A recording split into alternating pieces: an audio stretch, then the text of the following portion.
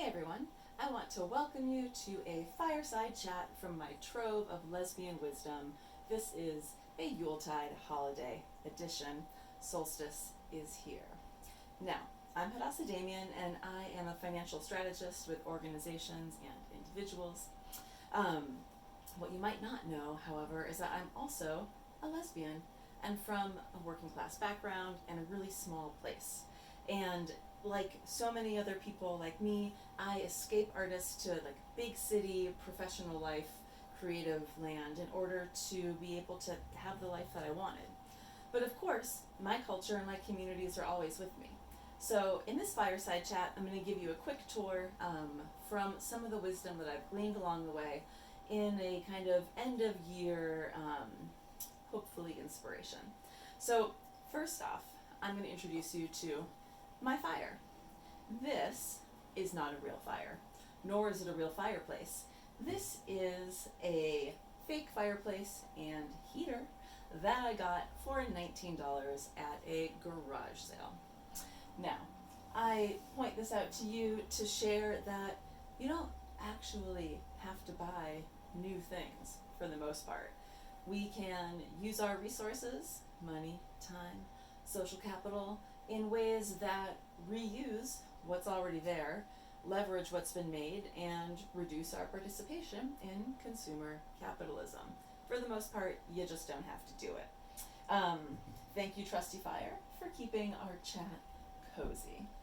The thing that I would kind of like encourage you to think about, your takeaway from our fire, is what are the things that you in the last year were able to repurpose? There's almost certainly something. Were you able to borrow something? Were you able to get something that someone else wasn't using? Were you able to share? Think about all the ways that you already know how to participate less in buying new things. Number 2, I'm going to point you out to this poinsettia here. I picked it up from a grocery store called Wegmans that just opened in Brooklyn, New York. And this is pertinent because that's the grocery store of my hometown, Rochester, New York. Shout out. Rust Belt forever. And when Wegmans first opened in Brooklyn, I walked in and I'll be honest, I cried because it was just like being at home. And for myself, I left home so that I was able to feel safe, to be able to find LGBTQ community, and to grow, right? And become the bigger kind of stretched version of myself, as compared to the sort of like what I thought was possible for myself when I first started out when I was young. And so the thing that I want to invite all of you to think about as a takeaway from this is, what does growth look like for you? How have you grown in the last year or years, even if you had to leave home to do it? I know for me, one of my biggest takeaways is that, it's not actually in spite of where I'm from that all the skills that I have, it's because of who I am and where I'm from, all the skills that I have. So for me, growth has looked like really integrating a lot of that personhood into the current badass that you see today. Which leads me to point out the next item for our fireside chat is this awesome punk as postcard that one of my former colleagues sent to me. And I have this over here because I love to give and get mail, inspiration notes, pep talks, things like that.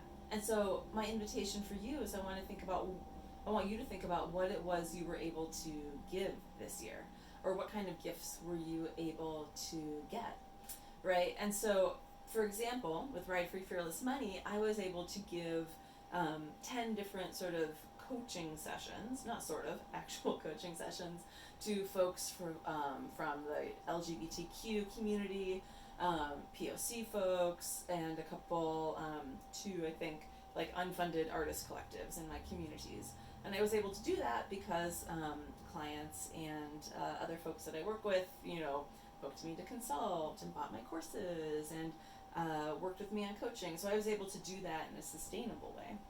and also in a way that was economically accessible for those folks, which is great. Um, and also, I was able to hit my personal goals of giving 2% of my income this year to nonprofits and grassroots groups and bail funds and things like that. So again, I want to invite you to think about what is the other giving that you want to do before the year is out or in the coming year. How can you share what you have, be it time, money, or just a really awesome inspo postcard? The last thing that I will point out in our Yuletide solstice fireside chat today is my friend the clipboard. There's an ongoing joke about being a dyke with a clipboard. I don't think it's a joke. I think it is dead serious and excellent because I love to be organized. I love to know what's happening. And I'm a big fan of tracking what's gone on. Like, if I wasn't tracking, I wouldn't know that I had worked with like 8 different nonprofits and facilitated 5 like retreats this year and worked with 150 clients and coached 12 startups at my day job. I just might have felt overwhelmed by all the things that happened. But I don't have to. I can just kind of look back, see what happened, take store, and get to say, am I going to do more of this or less of this, and when and how in the coming year?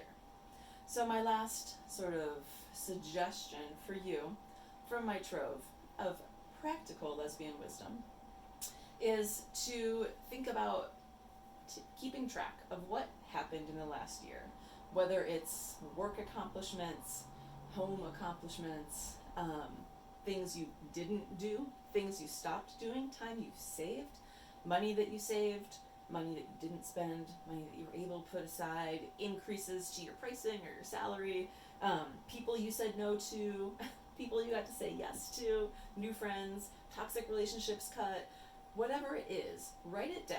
Make a tracking list, right? And here is the real learning from my trove of lesbian wisdom. It's not all about being practical.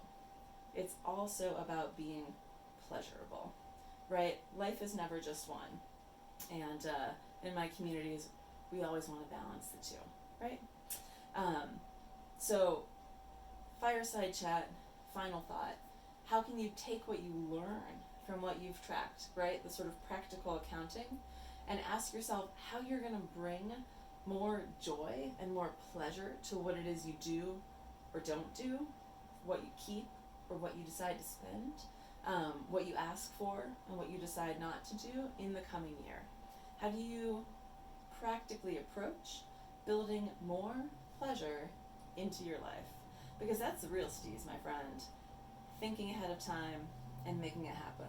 So from my Yuletide, solstice, fireside, to you wherever you are, may it be practical, may it be pleasurable. Happy end of year.